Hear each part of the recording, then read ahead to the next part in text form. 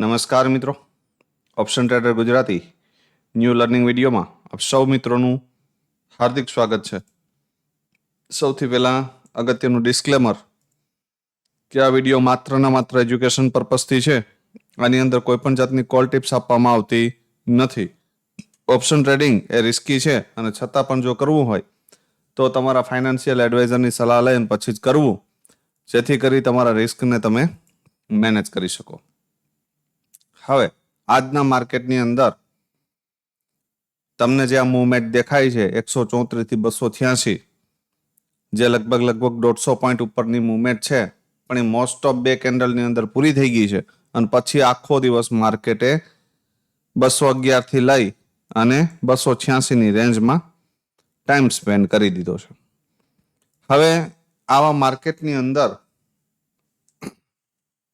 આપણે કામ કરવું કે નહીં, કેમ કે એક વસ્તુ સમજો, આપણે સૌ મિત્રોને એ ખ્યાલ છે કે ક્યારે કામ કરવું, પણ આપણે એ નથી ખબર કે આપણે ક્યારે કામ નથી કરવું. બરાબર?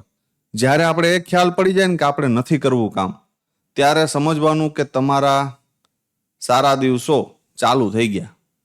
બરાબર? આપણે કહે ને કે અચ્છે દિન, એ સારા દિવસો કેવા સ્ટાર્ટ થઈ જાય. બરાબર? અને હંમેશા એક વસ્તુ યાદ રાખવાની કે જ્યારે આવું માર્કેટ હોય, બરાબર, ત્યારે મોસ્ટ ઓફ ટોપ ઉપર ફસાવવું નહીં. મેન વસ્તુ આ. બરાબર? આજ 2-4 મિત્રોના પેલો સ્ક્રીનશોટ નાખ્યો પછી કોલાયક સાહેબ એવું કેમ ખ્યાલ પડી જાય? ભાઈ આ અનુભવના ઓટલેથી છે. શું છે? અનુભવના ઓટલે. આની કોઈ ગોળી છે નહીં. જેમ જેમ એક્સપિરિયન્સ કરશો, આવા માર્કેટ તમારી સામે આવશે ત્યારે માર્કેટના રિકોલ તમારી સામે આવશે કે જો આવું ને આવું થાય ને તો આવું થશે, બાકી આમાં કંઈ વરવાનું છે નહીં. એટલા માટે કીધું તું કે ભાઈ આજુબાજુમાં ક્યાંય જીસીબી હાલતું હોય તો જતા રહો ને કયો આવવા દો ને જવા દો ને આગળ લ્યો ને પાછળ લ્યો ને, આવી મફતની સલાહ આપવાની, એટલે જેથી કરીને આપણો પણ ટાઈમ જાય અને આ માર્કેટના સેટઅપ સામે બેઠા હશે ને તો બુલાતી હે મગર જાને કા નહીં, એના જેવી સિચ્યુએશન થઈ જાય. બરાબર? એટલે બોલાવે તો પણ આની સામે જવાનું નહીં. પ્રીમિયમ ઉપર જોઈએ એટલે ખ્યાલ પડશે કે ભાઈ શું જોવા મળ્યું છે. પ્રીમિયમ ઉપર નજર નાખી લઈએ અને ત્યાર પછી આવતીકાલે સેન્સેક્સની એક્સપાયરી છે તો આપણે એના વિશે પણ ચર્ચા કરશું. પણ આટલા ટોપ ક્લાસ માર્કેટની અંદર, મતલબ કે થર્ડ ક્લાસ માર્કેટની અંદર આપણા લોજિક મુજબ આ એક ટ્રેડ મળ્યો છે. બરાબર? પણ જો રિસ્ક રિવોર્ડ મેનેજ થાય તો આ ટ્રેડ કરાય, બાકી હું એવું સજેશન નથી આપતો કે આ જગ્યાએ ટ્રેડ કરાય. 1-2 મિત્રનો કોલ એવો હતો કે સાહેબ અહીંયા એન્ટ્રી બની. હા બની છે ભાઈ. બરાબર? 3 પોઈન્ટનો એસએલ દઈને સેટઅપ ક્લોઝ કરી દો. દાદાગીરી આની સાથે કરવા જવાની થતી નથી. કાયદેસરનું એસએલ આવે છે, રિટ્રેસમેન્ટ ઉપર તમે એન્ટ્રી કરી છે, 2 પોઈન્ટનો સ્ટોપ લોસ છે, લઈ લ્યો, સેટઅપ ક્લોઝ કરી દો. બરાબર? ડેઈલી આવું થવાનું નથી ભાઈ. બરાબર? તો એસએલ જે છે, SL A part of trading છે. બરાબર? અને એને લેતા ક્યારેય ગભરાવ નહીં, પણ લોસને બુક કરતા શીખો. બરાબર? કરવાની એન્ટ્રી, હું એમ નથી કહેતો કે નહીં કરવાની, કરવાની જ ભાઈ. જે જગ્યા ઉપર સેટઅપ બને છે એન્ટ્રી કરો. બરાબર? પણ રિસ્કને મેનેજ કરીને કરો, ડાયરેક્ટ નહીં. કાયદેસર રીતે જે લોકો પાસે એક્સ્ટ્રા નોલેજ છે, ક્રોસ કન્ફર્મેશન કરે છે, એ આ જગ્યા ઉપર એન્ટ્રી નહીં કરે, કેમ કે આ પ્રીમિયમે હજી કન્ફર્મેશન નથી આપ્યું. બરાબર? આ પ્રીમિયમે હજી કન્ફર્મેશન નથી આપ્યું. એટલે પણ છતાંય તમે કરી છે તો એ વેલિડ છે. છતાં પણ કરી છે તો સેટઅપ મુજબ છે ને વેલિડ છે. બરાબર? રિસ્કી હતી પણ 2 પોઈન્ટનો સ્ટોપ લોસ કે 3 પોઈન્ટનો સ્ટોપ લોસ કોઈ વધારે સ્ટોપ લોસ કહેવાય નહીં. બરાબર? તો સરસ મજાનું આવું મજાનું માર્કેટ હતું, આરામ કરવા જેવું જ હતું, પણ છતાંય તમે કરી હોય તો એમાં કોઈ વાંધો છે નહીં. થોડો ટાઈમ એક્સપિરિયન્સ કરશો એટલે નહીં કરો પછી. બરાબર? તો આજે ઘણા બધા મિત્રોએ ગઈકાલે જે આપણે ચર્ચા કરી હતી એ મુજબ ડીમેટ એકાઉન્ટ ઓપન કર્યા છે. તો એ મિત્રોને કોઈ પણ જાતની તકલીફ પડે કોઈ ગ્લિચને કારણે, બરાબર, લાઈવ માર્કેટની અંદર, તો મારો અથવા તો હેલ્પલાઇન નંબર આપણો જે આપેલો છે એપ્લિકેશનનો, એ નંબર ઉપર 9 થી 6 કોલ કરી લેજો, બરાબર. અને એમાં એ નંબર ઉપર જો રિસીવ ન થાય તો જે મારો નંબર છે 98 252 18 065, આના ઉપર કરી લેજો. પણ એવી ક્રિટિકલ કન્ડિશન આવે તો જ લાઈવ માર્કેટની અંદર આ વસ્તુનો યુઝ કરજો. ડાયરેક્ટ રેન્ડમ કોલ કરતા નહીં, બરાબર. માત્ર ને માત્ર તમારી ફેસિલિટી માટે છે આ, અને એના માટે આપણે ઘણી મહેનત કરી છે. અને ગઈકાલે જે મેં કીધું છે કે ભાઈ મારો એક ટ્રેડ ફસાણો હતો અને સારામાં સારો લોસ થયો હતો, મજાનો. તો આજે કેટલાય મિત્રોના મને મેસેજ આવ્યા, મને એમ કે હું એક જ ફસાણો હતો, પણ ઘણા બધા ફસાણા છે આવી બાબતોમાં. અને એ મગજમાં હતું એટલા માટે જ આપણે એની સાથે પહેલી એ કન્ડિશન રાખી છે કે ભાઈ લાઈવ માર્કેટની અંદર અમારા કોઈ પણ સ્ટુડન્ટનો કોઈ ટ્રેડ ફસાય અને એપ્લિકેશન ગ્લિચને કારણે એક્ઝિટ ન થાય તો તમારે લાઈવ માર્કેટમાં સપોર્ટ આપવો પડે, બરાબર. મતલબ કે ટ્રેડને એક્ઝિટ ત્યાંથી પણ અહીંયાથી ન થાય તો ત્યાંથી સિસ્ટમમાંથી એક્ઝિટ કરાવવો પડે, બરાબર.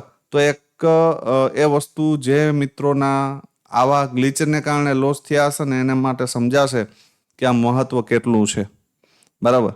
એટલે બહુ મજાનું પ્લેટફોર્મ છે અને હું વાપરું છું 15 દિવસથી. હજુ સુધી ક્યાંય ગ્લિચ જેવો પ્રશ્ન આવ્યો નથી. અને જ્યારે કોઈ પણ પ્લેટફોર્મ ગ્રો થતું હોય ત્યારે સ્ટાર્ટમાં આવા હેવી પ્રશ્નનો સામનો કરવો પડશે નહીં, અને કરવો પડશે તો એ આપણી પાસે લાઈવ સપોર્ટ અવેલેબલ છે. તો મારું સજેશન છે કે આપ સૌ મિત્રો એની અંદર એકાઉન્ટ ઓપન કરી અને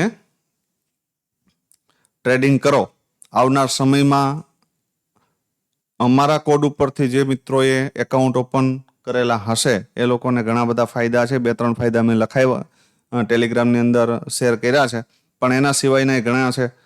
3 મહિના પછી એક ગીવ અવે રાખવામાં આવશે, બરાબર. તો એની અંદર પણ લકી 5 યા 10 મેમ્બરને કંઈક આપણે શું કહેવાય, ફૂલની તો ફૂલની પાખડી જેવું ગીવ અવેમાં આપશું, બરાબર. જે ઇન્ડિયા બુલ્સને હોસ્ટિંગ કરશું, બરાબર. કેમ કે કહેવાનો મારો ભાવાર્થ છે કે જો એ આપણી પાસેથી કંઈક કમાય છે તો એને પણ કંઈક લાભ મળવો જોઈએ, બરાબર. તો આવું મારું પ્લાનિંગ છે. તો બધા મિત્રો એકાઉન્ટ ઓપન કરાવજો તો કંઈક મળશે ફાયદો, બરાબર.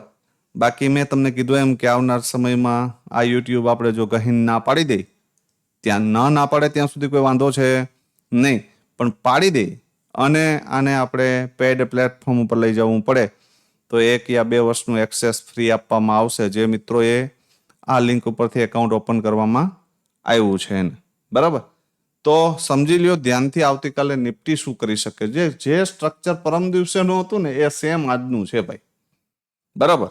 એટલે આજે પણ કાલે એક મસ્ત મજાની એક ભાઈની કોમેન્ટ હતી કે આઈ head loss Singh your video, અંગ્રેજીમાં કોમેન્ટ કરી હતી મસ્ત મજાની ભાઈએ. એટલે ભાઈને મેં હાઇડ ફોર ચેનલ કર્યો. હાઇડ કોમેન્ટ નહીં, હાઇડ ફોર ચેનલ સીધો, બરાબર.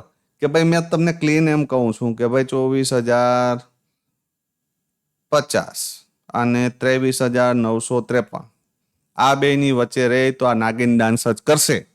અને પછી તમે મને એમ કહો છો કે આઈ head loss scene your video, તો હાઇડ ફોર ચેનલ જ થાવ તમે ભાઈ, એમાં બીજું કાંઈ થાય નહીં. કેમ કે આવી લુખ્ખી તીડીઓનું આપણે કોઈ કામ નથી, બરાબર. હજી આમાંથી 50 ઓછા થઈ જાય ને કે 100 ઓછા થઈ જાય ને આવી લુખ્ખી તીડીઓ, તો આપણે કોઈ કામ નથી. કેમ કે તમારે જ્યાં ત્યાંથી કૂટાવી અને આવવું છે અને પછી કોમેન્ટ કરો છો કે આઈ હેડ લોસ, બરાબર. એટલે ના પાડીએ છીએ કે અહીંયા કૂવો છે ભાઈ, ધ્યાન રાખજો પડી જાશો. તો કે ના એ તો અમે પડીએ તો અમે સ્પાઈડરમેન છે, અમે ઉડી જાશું, પડશું નહીં અંદર, બરાબર.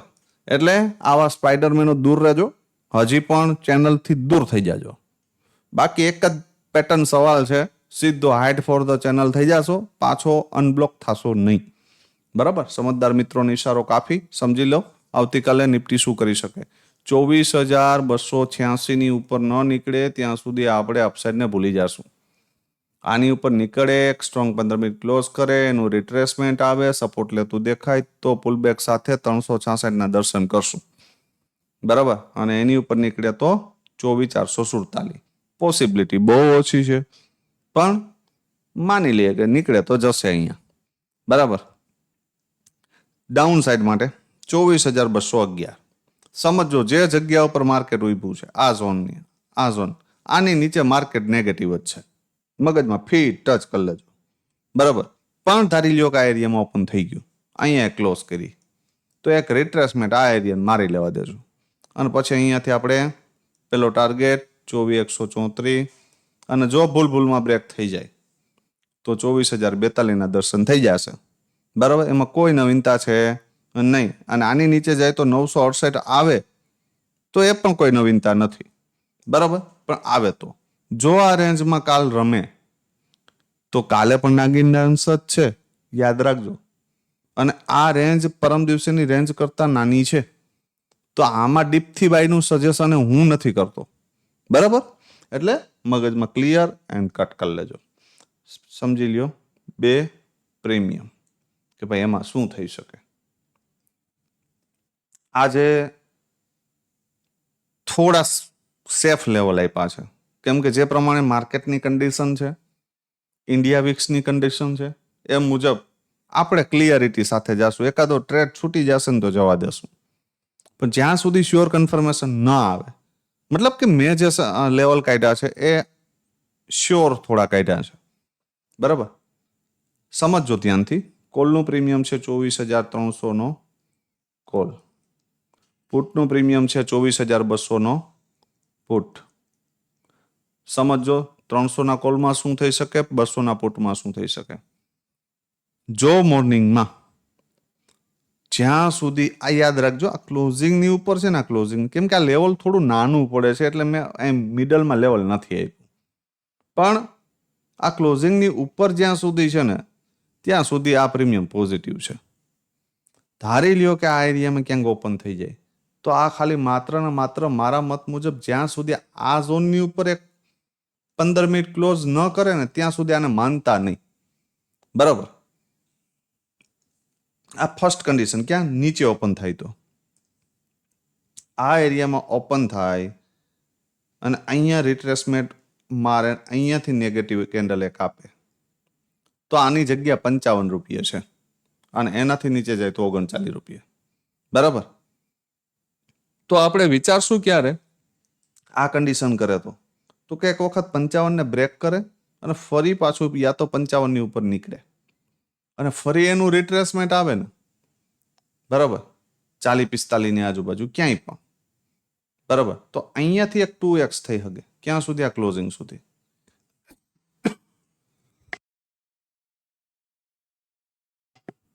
આ ફર્સ્ટ પોસિબિલિટી. એક સારી પોસિબિલિટી અહીંયાથી આ રીતે આમ, બરાબર.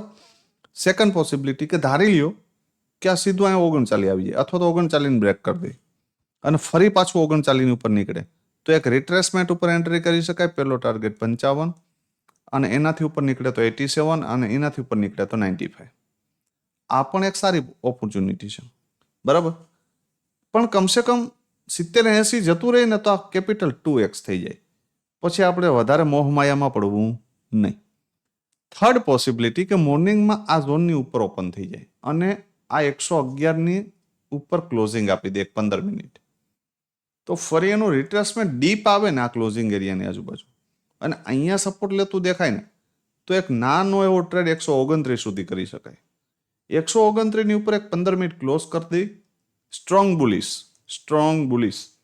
129 ની ઉપર 15 મિનિટ ક્લોઝ કરે, આ 111 ને હોલ્ડ કરે, અહીંયા એક પોઝિટિવ કેન્ડલ મળે તો 155 ના ટાર્ગેટ સાથે જશું, એ પણ સેકન્ડ એટેમ્પમાં, ડાયરેક્ટ તો નહીં, બરાબર. એટલે સ્ટ્રોંગ બુલિશ માટે હું આ જગ્યા પર આ પ્રીમિયમને એવોઇડ કરવાનું કહીશ, બરાબર.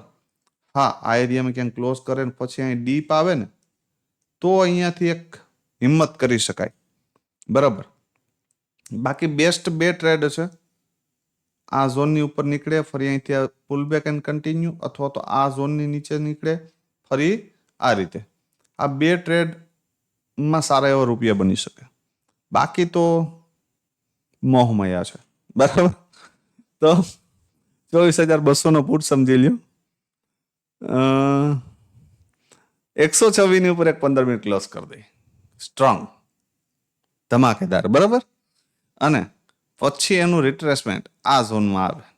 ક્યાં? 114 થી 120 ની આજુબાજુ. તો પહેલો ટાર્ગેટ 152, એની ઉપર નીકળે તો 185. બરાબર. આ ઝોન આવી શકે. એક સેકન્ડ પોસિબિલિટી, 102 ની ઉપર જ્યાં સુધી છે ત્યાં સુધી પોઝિટિવ છે આ પ્રીમિયમ. પણ ધારી લ્યો કાંઈથી આમ નીચે આવે 80-85 ની આજુબાજુ, 85 રૂપિયાની આજુબાજુ થી આ રિટર્ન થાય અને ફરી પાછું એનું રિટ્રેસમેન્ટ આવે. તો અહીંયાથી એક પહેલી ઓપોર્ચ્યુનિટી ક્યાં સુધી? તો કે 114 સુધી. આ ક્લોઝિંગ એરિયા જ્યાં સુધી બીટ ન થાય ને ત્યાં સુધી આપણા માટે બર્ડન રહેશે. પણ જેવું બીટ થશે ને એટલે આ જેકપોટ મળશે. બરાબર. 150 થી પહેલો ટાર્ગેટ અને બીજો 185. બરાબર. તો બેસ્ટ ઓપોર્ચ્યુનિટી આની અંદર યા તો આમ બ્રેકઆઉટ, પુલબેક એન્ડ કન્ટિન્યુએશન, યા તો નીચે તોડે ફરી ઉપર નીકળે, રિટ્રેસમેન્ટ આવે અને કન્ટિન્યુએશન. બરાબર. તો આ બે જ ઓપોર્ચ્યુનિટી છે. ત્રીજી મને કોઈ દેખાતી નથી. સેન્સેક્સ સમજી લ્યો. સેન્સેક્સની અંદર સ્પોટની એક બે મિત્રોની રિક્વાયરમેન્ટ હતી તો સ્પોટ આપી દીધું છે. બરાબર. આ સ્પોટનો ચાર્ટ જ્યાં સુધી સમજો ધ્યાનથી, 77,766 અપસાઇડનું લેવલ, 77,552 ડાઉનસાઇડનું લેવલ. 766 ની ઉપર 78,000ના દર્શન થઈ શકે અને 552 ની નીચે 77,300 અને 77,000ના દર્શન થઈ શકે. બરાબર. આ યાદ રાખજો. આ રેન્જમાં છે ત્યાં સુધી એવોઇડ, બિલકુલ નહીં અડવાનું. આને ફર્સ્ટ સેશન તો મારા મત મુજબ, લોજિક મુજબ ન મળે ને તો અડવાનું જ નહીં. બરાબર. એક્સપાયરી 1:30 વાગ્યા પછી હોય, 1:30 વાગ્યા પહેલા નહીં. બરાબર.